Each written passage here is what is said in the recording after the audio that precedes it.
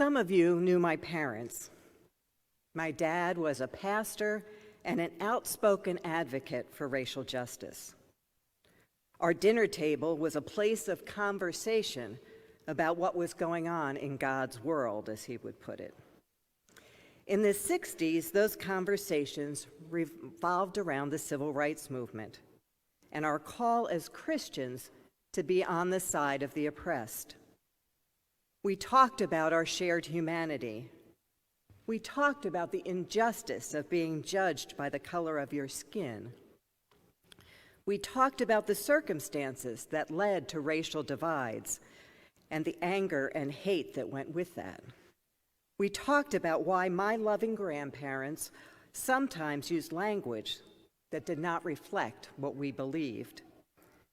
So even as a very little girl, the message was clear. God wants us to be about the work of seeking the beloved community that Martin Luther King Jr. imagined. A world where racism, prejudice, bigotry, and discrimination were replaced by an all-inclusive sisterhood and brotherhood. A world where love and trust triumph over fear and hatred. Those deeply rooted beliefs followed me into adulthood and were influential in my desire to adopt.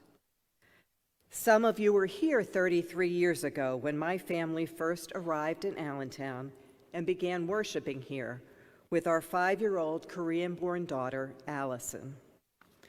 And some of you were here 3.5 years later when we arrived in worship with our 2-month-old baby who had joined our family just the day before. That baby, Meredith, is now a beautiful Black woman with a baby girl of her own. I thought my upbringing prepared me to raise our girls. I thought I could protect them from the racism they would encounter. I thought my family, including my church family, would provide the unconditional love that would see them through the challenges of navigating a white world. But that's not the way it worked. Allison's very well-meaning teachers sometimes had unrealistic expectations of her because she was Asian, and often failed to share books with characters who looked like her. Meredith would tell me that other kids would do the same things she did, but that she was the one who was always called out. She would describe being followed by sales clerks when she was shopping without me. I confess that too often, when my girls attributed actions to racism, I denied their perceptions. Rather than trust their experience, I found ways to justify the behaviors, even within this church family, that hurt them. Too often, I expected them to identify the ways in which they bore responsibility, rather than calling out the bias in others.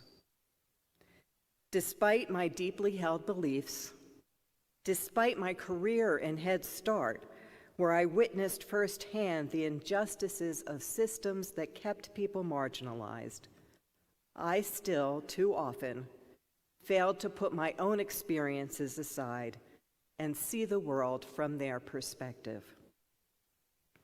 I know that I'm not alone. I know that despite our desire to do otherwise, we all categorize people. We put people in boxes of us and them. We make conscious and subconscious judgments about people based on the color of their skin, the texture of their hair, the shape of their eyes. We all benefit from systems that keep others down. We all have times when we fail to see each person as a unique child of God made in God's image. So my confession is both very personal and also corporate. To quote Martin Luther King, we are caught in an inescapable network of mutuality, tied in a single garment of destiny. Whatever affects one directly affects all indirectly. I know for many of us, suggesting that we confess the sin of racism when we have never hated someone because of their race seems unfair. But not hating is only the very first step in our call. We're called to love, and love requires action. Love requires us to see the face of Christ in every person. It requires doing all we can to heal wounds of the past and the present, and confessing when we fall short. To that end, I have made a commitment to do everything I can to see the world from the perspective of others. I am committed to listening to and believing the painful stories of others, and where it exists, seeing sin in myself, my church, my community, and my country.